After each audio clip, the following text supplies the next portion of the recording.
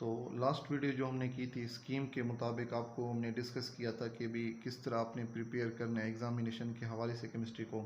तो अब हम चैप्टर वाइज कोशिश करेंगे कि उसको आपको बताएं कि टॉपिक वाइज कौन से शॉर्ट क्वेश्चंस बनेंगे वहाँ से, किस टॉपिक से आपने एमसीक्यूज़ के हिसाब से उसको देखना है और कौन सा टॉपिक जो है वो लॉन्ग के हवाले से इम्पोर्टेंट है, ताकि आप एक दफ़ा गो थ्रू जब हों उस चैप्टर से तो आपको एग्जामिनेशन पॉइंट ऑफ व्यू से उसको याद करने में मुश्किल दरपेश ना आए।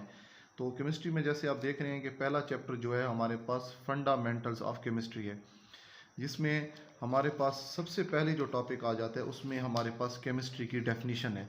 ये बहुत इंपॉर्टेंट है कि अक्सर एग्जामिनेशन में ये शॉर्ट क्वेश्चन आ जाता है, डिफाइन केमिस्ट्री। उसके बाद जो सेकंड पैराग्राफ आप देख रहे हैं इसमें इंपॉर्टेंस ऑफ या डेवलपमेंट ऑफ साइंस या इंपॉर्टेंस ऑफ केमिस्ट्री जो है इन आवर डेली लाइफ। तो आप लोग ऐसा करें कि बुक्स जैसे आपको हम इसलिए वीडियो के प्रिपेयर इस तरह हमने किया है कि आपको वो टॉपिक नज़र भी आ रहा हो और आप वो बुक उठा के जैसे मैं बोलता जा रहा हूँ उस सवाल के ऊपर आप वो क्वेश्चन लिखते जाएं और ताकि आपको जब याद करना हो तो आप इजीली याद कर सकें। तो ये जो पैराग्राफ है इसमें आप लिखेंगे इंपॉर्टेंस ऑफ केमिस्ट्री या डेवलपमेंट ऑफ जो साइंस है इन मॉडर्न लाइफ। तो ये इस टाइप का ये एक शॉर्ट क्वेश्चन आ जाता है, बच्चे अक्सर पूछते हैं सर वो कौन सा है, तो यहाँ पर उसकी इंपॉर्टेंस के बहुत से पॉइंट्स लिखे हुए हैं कि कौन कौन सी चीज़ें इंपॉर्टेंट है। उसके बाद बच्चे नेक्स्ट जो क्वेश्चन आ जाते हैं ब्रांचेस ऑफ केमिस्ट्री। अब ये जो सवाल है पिछले तकरीबन 8 से 10 साल में मुसलसल ये जो क्वेश्चन है जिसमें उसकी ब्रांचेस हैं 8, या ये क्वेश्चन शॉर्ट के अंदर आ रहा है या लॉन्ग के अंदर आ रहा है, और ये लाजमी आ रहा है, हर साल आता है, दोनों ग्रुप्स में आता है, चाहे वो मॉर्निंग हो चाहे वो इवनिंग ग्रुप हो। जिसमें आप देखेंगे सबसे इम्पोर्टेंट अक्सर बच्चे सवाल पूछते हैं कि scope of physical chemistry, scope of biochemistry, scope of industrial chemistry, इससे क्या मुराद है सर। तो यहाँ पर आप लोग देखेंगे कि जैसे ही उनकी एग्जांपल्स लिखी हुई हैं, जैसे आपको नज़र आ रहा है एप्लीकेशंस हैं उनकी, बायोकेमिस्ट्री की एप्लीकेशंस हैं फील्ड के अंदर, इंडस्ट्रियल केमिस्ट्री की एप्लीकेशंस हैं, तो जितनी उनकी एग्जांपल्स हैं या एप्लीकेशंस हैं इन डेली लाइफ उसको आम या दूसरे अल्फाज में स्कोप भी कहा जाता है। तो ये अक्सर बच्चे स्कोप को पूरा डिफाइन करके लेके आते हैं। इस दफ़ा ये है कि उन्होंने नेगेटिव मार्किंग इस तरह करनी है कि जितना सवाल आपसे पूछा गया आपने उस सवाल को ही फोकस करना है। अगर आउट ऑफ सवाल चले जाते हैं, क्वेश्चन चले जाते हैं, तो वो नेगेटिव मार्किंग इस दफ़ा आपकी काउंट होगी, जैसे पब्लिक सर्विस कमीशन के पेपर्स के अंदर होती है। तो आपने जस्ट फोकस करना है कि वो आपसे पूछ क्या रहे। अगर वो स्कोप की बात करेगा तो एप्लीकेशंस जो डेली लाइफ के अंदर हैं उनकी आपने जस्ट उनको मेंशन करना है, डिफाइन वगैरह कुछ नहीं करना। तो ये लॉन्ग के अंदर भी ये क्वेश्चन आता है और शॉर्ट के अंदर भी आता है, लेकिन मोस्ट इंपॉर्टेंटली ये लॉन्ग के अंदर अक्सर औकात आ जाता है। किसी दो जो ग्रुप्स हैं या ब्रांचेज हैं उसकी उनके दरमियान डिफरेंस करके पूछे जाएगा। जब वो लॉन्ग के अंदर आएगा तो आपको कंप्लीटली मेंशन करना पड़ेगा। अगर आप डिफाइन करके आ जाएंगे, 4 नंबर का क्वेश्चन होगा, वो आपको 1 डेढ़ से ज़्यादा नहीं देगा। बच्चे कहते हैं सर हम पूरा क्वेश्चन करके आए, हमारे 30 या 32 नंबर आए हुए हैं, तो इसी एंगल से आए होते हैं कि वो उसको प्रिपेयर तो करते हैं लेकिन क्वेश्चन के रिलेटेड नहीं करते, कि वो देखते हैं कि मार्किंग कितनी है हर क्वेश्चन की। उसके बाद बच्चे आप देखें जो नेक्स्ट टॉपिक है, यहाँ पर चंद डेफिनेशन हैं। ये हमारे पास यहाँ पर सब्सटेंस और मिक्सचर की डेफिनेशन है, इसमें अक्सर डिफरेंस आ जाता है, ये आपको नज़र आ रही होगी, जैसे मैंने इसको अंडरलाइन भी किया हुआ है। और बच्चे physical properties and chemical property, what is the difference between physical and chemical properties. आपने केमिस्ट्री की एक और बात आपने याद रखनी है, जहाँ कहीं आपको वो एग्जाम्पल्स का पूछे या एग्जाम्पल्स का आपको ना कहे, आपने एग्जाम्पल्स को लाजमी मेंशन करना है। आपने बताना है पेपर चेकर को कि आपको पता है कि वो सवाल पर्टिकुलर क्या है और उसके रिलेटेड एग्जाम्पल क्या है। तो आपने इस बात को फोकस करना है। यहाँ पर आप देखेंगे कि चाहे हमारे पास फिज़िकल प्रॉपर्टीज़ की बात की जा रही है, चाहे केमिकल प्रॉपर्टीज़ की बात की जा रही है, उसकी एग्जांपल्स यहाँ पर मौजूद हैं। और ये जो क्वेश्चन है बच्चे एलिमेंट्स वाला, इसमें अब देखें जो हमारे पास सबसे पहले शॉर्ट क्वेश्चन है, बताए अर्ली एज में एलिमेंट्स कितने डिस्कवर हो चुके थे। ये एमसीक्यूज़ में अक्सर आप पूछा जाता है 8, 9, 10 और 11, या ये पूछा जाता है 9, 63, 92 या 180, कंफ्यूज करने के लिए। तो आपने अर्ली एजेस के अंदर जो नंबर ऑफ एलिमेंट्स जो डिस्कवर हो चुके थे वो 9 थे, और शॉर्ट क्वेश्चन के अंदर आप आ जाता है तो अर्ली एजेस के अंदर डिस्कवर एलिमेंट्स के नेम आपने मेंशन करने, वो नेम यहाँ पर दी हुई हैं, तो ये शॉर्ट क्वेश्चन पूछा जाता है। उसके बाद सेकंड जो एमसीक्यूज बनता है कि end of the 19th century discover elements की जो तादाद थी वो कितनी है, तो वो 63 है। और नाउ डेज जो है, अब तो खैर ये बुक बहुत पुरानी है, अब 127, 26 तक हो चुके हैं, लेकिन आपने बुक के रिलेटेड ही चलना है कि 9 जो है एलिमेंट्स अब जो डिस्कवर हो चुके हैं उनकी तादाद कितनी है, वो 118 है। तो ये तो हो गया हमारे पास MCQs के हिसाब से, जिसमें एक आ जाता है कि उसमें से नेचुरली डिस्कवर्ड वो है 92। उसके बाद बच्चे हमारे पास एलिमेंट्स की डेफिनेशन आ जाती है। अक्सर बच्चे एलिमेंट्स की डेफिनेशन को कम्प्लीटली मेंशन नहीं करते, तो हमारे पास एलिमेंट्स की जो डेफिनेशन है वो आपने यहाँ से स्टार्ट करनी है और आपने यहाँ तक इसको लाजमी मेंशन करना है। बच्चे आखिर आधा लेके उसको छोड़ देते हैं। उसके बाद बच्चे ये जो हमारे पास पैराग्राफ है ये MCQs के हिसाब से मोस्ट इंपॉर्टेंट है। हर साल इसमें से अक्सर औकात किसी फर्स्ट ग्रुप या सेकंड ग्रुप के अंदर एक MCQs पूछा जाता है। फर्ज किया कैसे कि most abundant element found in earth crust, oxygen, silicon, aluminium या हाइड्रोजन। तो हमें पता है कि अर्थ क्रस्ट के अंदर मोस्ट अपेंडेंट कौन सा है, ऑक्सीजन। या third most abundant element found in earth crust, oxygen, silicon, aluminium या हाइड्रोजन। तो थर्ड हमारे पास कौन सा है अर्थ क्रस्ट के अंदर, एल्यूमिनियम। इसी तरह बच्चे ये सबका पूछा जाता है, तो आपने इसको जरा इस एंगल से भी फर्स्ट मोस्ट अपेंडेंट, सेकंड और थर्ड, मोस्टली पूछा जाता है फर्स्ट और थर्ड का।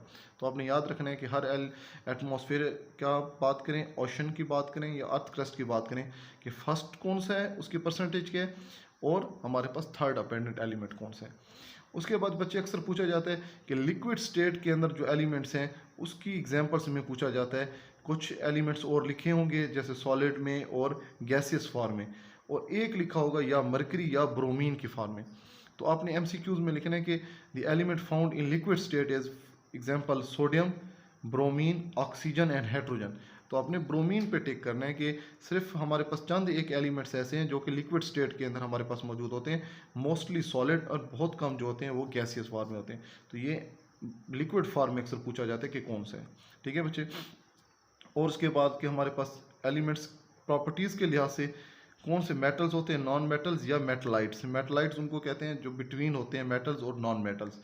तो 80% हमारे पास जो एलिमेंट्स जितने भी हैं वो किस फॉर्म में अवेलेबल होते हैं, मेटल्स की फॉर्म में। यानी मोस्ट अपेंडेंट जो फिजिकल फॉर्म होती है एलिमेंट्स की वो हमारे पास मेटल्स होते हैं, नॉन मेटल्स और मेटलाइट्स बहुत कम होते हैं। इसी तरह बच्चे अगर हम नेक्स्ट पेज पे जाएं तो आपको यहाँ पे नज़र आ रहे होंगे चंद MCQs कि लिविंग बॉडी जो है हमारा, जो जिनसे वाटर मेकअप हुआ होता है वो 65 to 80% बाई मैस फॉर्म हुआ होता है। इसके बाद हमारे पास 99% जो बॉडी मास है उसमें हमारे पास ऑक्सीजन है, कार्बन है, हाइड्रोजन है, नाइट्रोजन है, कैल्शियम है और फास्फोरस है। उनके परसेंटेज भी आपने याद रखनी है। तो मोस्ट इंपॉर्टेंट आपने इन दोनों को लाजमी याद रखना है, इनमें अक्सर MCQs पूछा जाता है। उसके बाद है हमारे पास how to write the symbols of elements, what is the method of writing symbols of element. ये हमारे पास एक शॉर्ट क्वेश्चन पूछा जाता है विद एग्जांपल, जो है आपने इसको यहाँ से यहाँ तक याद रखना है, हिसाब से इसकी डेफिनेशन है। इसके हिसाब से हमारे पास कुछ सिंपल, अब यहाँ पर एक सवाल होगा, आगे भी आएगा इससे रिलेटेड। एक है हमारे पास कोवलेंट कंपाउंड्स, एक होगा आयनिक कंपाउंड। अब ये देखिए ये simple covalent compounds, define definition है वैलेंसी की इन सिंपल कोवलेंट कंपाउंड और सिंपल आयनिक कंपाउंड के रेफरेंस से वैलेंसी की क्या डेफिनेशन आ जाती है। तो सिंपल कोवलेंट कंपाउंड के लिहाज से वैलेंसी की हमारी डेफिनेशन और एग्जांपल्स, और सिंपल आयनिक कंपाउंड के लिहाज से वैलेंसी की डेफिनेशन और हमारे पास ये एग्जांपल्स हैं। तो ये दो शॉर्ट क्वेश्चन हमारे पास बनते हैं। अक्सर बच्चे कंफ्यूज कर देते हैं कि सवाल को वो अंडरस्टैंड नहीं कर पाते कि आगे हमारे पास आ जाएगा कोवलेंट कंपाउंड्स और आयनिक कंपाउंड, लेकिन ये सिंपल आयनिक कंपाउंड में वैलेंसी की डेफिनेशन आप किस एंगल से करेंगे, और अगर सिंपल आयनिक कंपाउंड उसमें वैलेंसी आपको क्या नॉमिनेट कर रहा होता है, किन चीज़ों को ज़ाहिर कर रहा होता है, वो दोनों के लिहाज से उसकी डेफिनेशन मुख्तलिफ है। आपने इसको एज अ शॉर्ट क्वेश्चन देखने। उसके बाद बच्चे सबसे इंपॉर्टेंट हमारे पास शॉर्ट क्वेश्चन आ जाते हैं वेरिएबल वैलेंसीज। यानी वेरिएबल वैलेंसीज क्या है, कुछ हमारे पास एलिमेंट्स ऐसे होते हैं जो कि मोर देन वन वैलेंसी को शो करते हैं। ऐसे एलिमेंट्स जो कि एक से ज़्यादा वैलेंसी को शो करें, ऐसे एलिमेंट्स को हम क्या कहते हैं, उनकी वैलेंसी को क्या कहते हैं, वेरिएबल वैलेंसीज कहते हैं। फॉर एग्जांपल हमारे पास जैसे आयरन है, अब आयरन दो वैलेंसीज शो करता है, 2+ भी शो कर रहा होता है और 3+ भी, यानी एक कम है एक ज़्यादा है। जिसकी वैलेंसी कम होगी वो फेरिस होगी और जिसकी वैलेंसी ज़्यादा होगी वो फेरिक होगी। यानी कम वाली को OUS और ज़्यादा वाली को IC, एक के हम साउंड से नॉमिनेट करेंगे, जैसे यहाँ पर हमारे पास एग्जांपल दी हुई है। और थर्ड बात आपने इसके अंदर याद रखनी है कि जो वेरिएबल वैलेंसी है या वैलेंसी है उसको हम किस लेटर से, किस वर्ड से नॉमिनेट करते हैं, कि या हम लैटिन वर्ड से या ग्रीक नेम से उसको कॉल कर रहे होते हैं। ये भी ज़रा MCQ के हिसाब से आपने देख लेना है बच्चे। और ये पैराग्राफ के अंदर अगर आप देखना चाह रहे हैं कि एलिमेंट्स, बच्चे अक्सर याद पूछ लेते हैं कि सर क्या हमें ये सारा याद करना पड़ेगा? नहीं बच्चे, आपको इसमें सारा याद नहीं करना पड़ेगा। आप उसमें से वो याद करेंगे जो कि इस बुक के अंदर बार बार वो चीज़ें पूछी जाती हैं। जैसे सोडियम है बच्चे, पोटासियम है, कैल्शियम है, मैग्नीशियम है, जिंक, कॉपर है, एलुमिनियम है हमारे पास जो बार बार पूछा जाता है। हाइड्रोजन है, क्लोरीन है, ब्रोमीन है, iodine, oxygen, sulphur, nitrogen, phosphorus. ये 7-8 चीज़ें आप ये जो बार बार पूछी जाती हैं इस चैप्टर में, आपने इनकी वैलेंसी, और इसमें से अक्सर की अगर आप वैलेंसी देखें वो 1 है या 2 ही है। ठीक है बच्चे, तो आपने इसको सिवाय फास्फोरस की अगर आप देखें 3 और 5 है, बाकियों की 1, 2 या 3 है। तो आपने इनकी वैलेंसीज को ज़ाहिर करना है कि इनकी अगर आप याद करना चाहें तो सिर्फ आप ये याद कर लें, इनफ होगा आपके लिए। उसके बाद आप जाते हैं हमारे पास बच्चे कंपाउंड्स का एक क्वेश्चन। अब ये सवाल जो है ये भी हमारे पास किसके अंदर आता है? शॉर्ट क्वेश्चन के अंदर ही आता है। बच्चे इसको एज अ लॉन्ग याद कर रहे होते हैं, लेकिन ये लॉन्ग के अंदर नहीं आता, एज अ शॉर्ट क्वेश्चन के अंदर आता है। आपने इसकी जस्ट इसको डिफाइन करना है, और इसकी जो एग्जाम्पल है, जैसे यहाँ से लेकर यहाँ तक इसकी एग्जाम्पल है, वो आपने इसको एग्जाम्पल को ही आपने याद रखना है, और शॉर्ट क्वेश्चन इसकी जो डिफाइन आपने उसको जस्ट देखना है।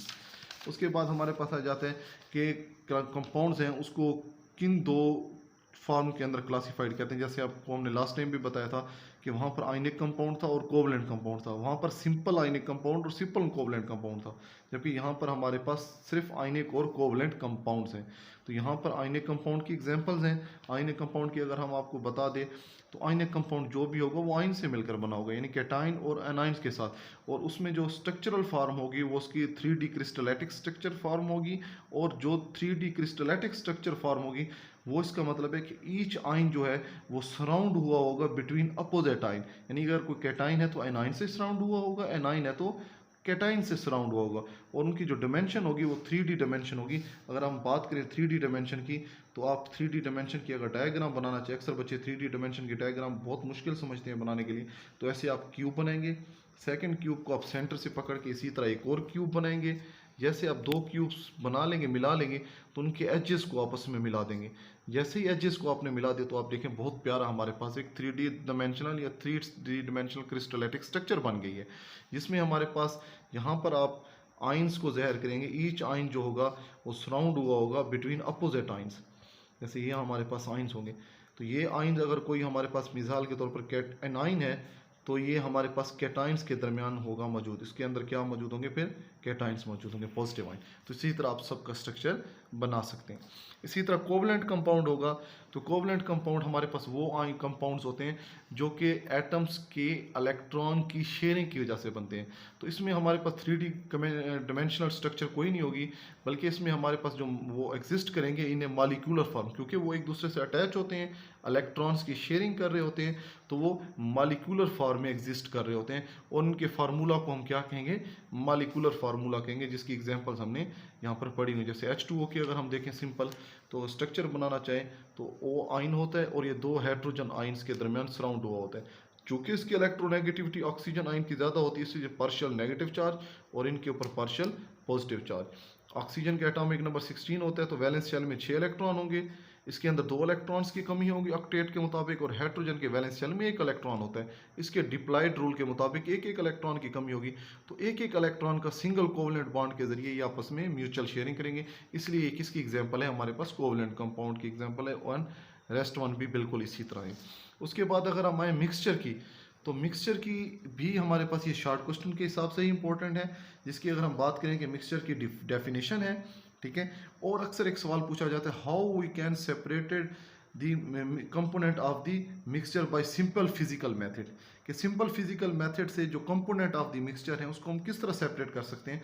तो ये जहाँ पर मेथड लिखी हुई डिस्टिलेशन है, जैसे फिल्ट्रेशन है, एवेपोरेशन है, क्रिस्टलाइजेशन और मैग्नेटाइजेशन है। तो बच्चे अक्सर सवाल पूछते हैं, सर ये कहाँ से क्वेश्चन बन गए? तो ये बिल्कुल यहाँ पर मेंशन है, जैसे आप देख रहे हैं। तो ये क्वेश्चन भी आपने इसको ज़रा देख लेना है। उसके बाद एक और शॉर्ट क्वेश्चन बनता है, what is the difference between homogeneous and heterogeneous mixture. तो ये आपने याद रखना है। और इसमें अक्सर जो एग्जांपल आ जाती हैं, इनको एग्जांपल्स को वो MCQs में पूछ लेते हैं। जैसे soil is the example of mixture compound, homogeneous mixture या हिट्रोजीनियस मिक्सचर। तो आप देख रहे हैं सॉइल जो है वो हमारे पास हिट्रोजीनियस मिक्सचर के एग्जांपल के अंदर है। इसी तरह अक्सर औकात जो आइसक्रीम का पूछा जाता है, बहुत दफ़ा पूछा जाता है एमसीक्यूज कि एमसीक्यूज के अंदर आइसक्रीम जो है वो एग्जांपल है होमोजीनियस मिक्सचर की, हिट्रोजीनियस मिक्सचर की, कंपाउंड, या रेस्ट वन कोई और एग्जांपल इस तरह वो थर्ड फोर्थ दे सकते हैं। तो आपने देखना है कि होमोजीनियस मिक्सचर की वो हमारे पास एग्जांपल होती है। इसी तरह अगर हम देखें कि components of air, soil, milk and brass. अब ये जो है ब्रास का अक्सर पूछा जाता है एमसीक्यूज के हिसाब से कि ये मिक्सचर है between copper and zinc, zinc and sodium, copper and sodium, and एक और एग्जांपल पूछा जाता है कि किसकी वो एग्जांपल है, किस मिक्सचर की एग्जांपल है। तो आप देख रहे हैं कॉपर और जिंक मेटल की वो एग्जांपल है। तो अक्सर ये ब्रास का पूछा जाता है एमसीक्यूज के अंदर, आपने इसको भी ज़रा देखना है। बच्चे ये जो अब हमारे पास आ रहा है ये मोस्ट इंपॉर्टेंट लॉन्ग क्वेश्चन आ रहा है, what is the difference between compound and mixture. यहाँ पर आप देख रहे हैं कि 7 डिफरेंसेस हैं। पेपर में जो पूछा जाता है एनी 5 का पूछा जाता है। तो आप एटलीस्ट अगर आप 7 के साथ याद नहीं कर सकते तो आपको एटलीस्ट 5 लाजमी याद होने चाहिए। तो ये 4 नंबर का क्वेश्चन आता है, आपने इसको ज़रा अच्छी तरह देखना है। ये मोस्ट इंपॉर्टेंट लॉन्ग क्वेश्चन है इस चैप्टर का। तो एनी 5 एटलीस्ट आपको हर किसी बच्चे को ये याद होना चाहिए। इसके बाद अगर हम आए बच्चे atomic number and mass number. तो एटॉमिक नंबर और मास नंबर जो है हमारे पास ये लॉन्ग के अंदर भी इंपॉर्टेंट है, लॉन्ग क्वेश्चन में भी अक्सर औकात आ जाता है। और ये डिफिनेशन और सिर्फ एग्जांपल्स अगर आ जाती हैं तो वो शॉर्ट क्वेश्चन के अंदर आ जाती हैं, लेकिन वो अलग-अलग पूछी जाती है कि एटॉमिक नंबर को डिफाइन करे with example and mass number को डिफाइन करे विद एग्जांपल। अगर बहुत पूछा जाएगा तो वो लॉन्ग के अंदर आएगा, क्योंकि ये लेंथी हो जाता है, इतना शॉर्ट नहीं है, इसलिए ये लॉन्ग के अंदर इंपॉर्टेंट है। इसको याद करने की आपको ज़रूरत नहीं है। यही एग्जाम्पल जो यहाँ पर दी हुई हैं आप इन्हीं को देख लें, तकरीबन ऑलमोस्ट वही है, लेकिन आपने इसको रिपीट नहीं करना, आपने इन एग्जाम्पल्स को ही देखना है जिसमें हमारे पास हाइड्रोजन का दिया गया, ऑक्सीजन का दिया गया एंड कार्बन का दिया गया। आपने इसको ज़रा देखना है। और ये एग्जाम्पल्स जो हैं, एग्जाम्पल्स आपके पेपर के अंदर नहीं आती। करना चाहें अच्छी बात है, आपको एफएससी में हेल्प होगी, लेकिन एग्जामिनेशन पॉइंट ऑफ व्यू से नॉट इम्पोर्टेंट। उसके बाद अगर हम नेक्स्ट टॉपिक की बात करें, relative atomic mass and atomic mass unit. बच्चे अक्सर इसको बहुत डिफ़िकल्ट समझते हैं। ये सिर्फ शॉर्ट क्वेश्चन के अंदर आते हैं, इसकी सिर्फ डेफिनेशन है। जैसे अगर हम बात करें कि रिलेटिव एटॉमिक मास की डेफिनेशन यहाँ से आपने स्टार्ट करनी है, और रिलेटिव एटॉमिक मास की आपने डेफिनेशन को फिर यहाँ तक ख़त्म कर देनी है, यहाँ तक। ये आपने इसकी डेफिनेशन को जस्ट याद रखना है। इसके बाद आपने याद रखना है कि आपका इसका जो यूनिट है, इसका जो सिंबल है वो AMU है। और ये जो हमारे पास वैल्यू दी हुई है MCQs के हिसाब से एग्जांपल बहुत इंपॉर्टेंट है कि एक MU जो है वो इक्वल होता है 1.66 मल्टीप्लाई बाई 10⁻⁻23, पॉजिटिव 24, नेगेटिव 24 या नेगेटिव 22 ग्राम्स के अंदर। तो आपको याद रखना चाहिए इसकी वैल्यू। ये अक्सर बच्चे इसको गलत करके आते हैं MCQs को, तो ये आपने याद रखना है। उसके बाद mass of proton, neutron, electron, ये भी MCQs के हिसाब से इंपॉर्टेंट है बच्चे, आपने इनके मैसेस को याद रखना है। कम से कम आपने अच्छी तरह देख लेना था कि MCQs में अगर 4 आ जाएँ तो आपको पता लग सके तो कौन सी किसकी थी। अक्सर बच्चे इसको भी कंफ्यूज कर देते हैं। अब ये जो सवाल है बच्चे, ये लॉन्ग के अंदर इंपॉर्टेंट है। How to write a chemical formula. ये 5 मेथड्स हैं। ये इंपॉर्टेंट क्वेश्चन है। अगर किसी बच्चे को ये कंफ्यूज कर रहा है सवाल, तो कमेंट बॉक्स में बता सकते हैं, ये हम बहुत अच्छी तरह उसे समझा देंगे। ऐसे समझाएंगे कि उसे वो क्वेश्चन ये कभी भी नहीं भूलेगा इंशाल्लाह। तो ये लॉन्ग क्वेश्चन के अंदर इंपॉर्टेंट है, how to write a chemical formula. आपने इसको ज़रा अच्छी तरह देख लेना है, विद एग्जाम्पल आपको ये पूरा करना पड़ेगा। उसके बाद बच्चे आ जाते हैं इंपेरिकल फार्मूला। ये शॉर्ट क्वेश्चन इंपॉर्टेंट है, आपने इसको डिफाइन करना है इंपेरिकल फार्मूला को, और इंपेरिकल फार्मूला की कोवलेंट कंपाउंड के ज़रिए और आयनिक कंपाउंड के ज़रिए यहाँ पर एग्जांपल्स दी हुई हैं। यानी है ये वो जैसे हमने लास्ट टाइम डिस्कस किया था वैलेंसी की, सिंपल आयनिक कंपाउंड और सिंपल कोवलेंट कंपाउंड के लिहाज से, तो इंपेरिकल फार्मूले की भी डेफिनेशन है, और कोवलेंट कंपाउंड के लिहाज से इंपेरिकल फार्मूले की डेफिनेशन है, और आयनिक कंपाउंड के लिहाज से इंपेरिकल फार्मूले को आपने डिफाइन करना है और एग्जांपल दी हुई है। इसी तरह ये मॉलिक्यूलर फार्मूला, ये भी बच्चे शॉर्ट क्वेश्चन के अंदर आता है, आपने इसको शॉर्ट क्वेश्चन के एंगल से देखना है। और इंपेरिकल फार्मूला है, और यहाँ पर उसकी एग्जांपल्स यहाँ पर मेंशन है, और कुछ एग्जांपल्स यहाँ पर भी दी हुई हैं। ठीक है बच्चे। उसके बाद ये वाला जो क्वेश्चन है, ये भी शॉर्ट क्वेश्चन के अंदर इंपॉर्टेंट है कि मॉलिक्यूलर मास को डिफाइन करना है और एग्जांपल देनी है, जहाँ से यहाँ पर हमारे पास मॉलिक्यूलर मास की एग्जांपल्स यहाँ पर मेंशन है। क्योंकि आप देख लें, अगर हम डिस्कस करें, कार्बन की हमारे पास एटॉमिक मास 12 होता है, ऑक्सीजन का होता है 16। तो 2 एटम है ऑक्सीजन के, तो अगर हम 16 मेंशन करें तो 16 मल्टीप्लाई बाई 2 32 हो जाएगा। 12 + 32 ये हमारे पास हो जाएगा 44 AMU। तो आप देख लें हमारे पास 44 AMU। इसी तरह आप सबका कर सकते हैं। अगर किसी बच्चे को कोई डिफ़िकल्टी है तो हमें कमेंट बॉक्स के अंदर बता सकता है, हम उसको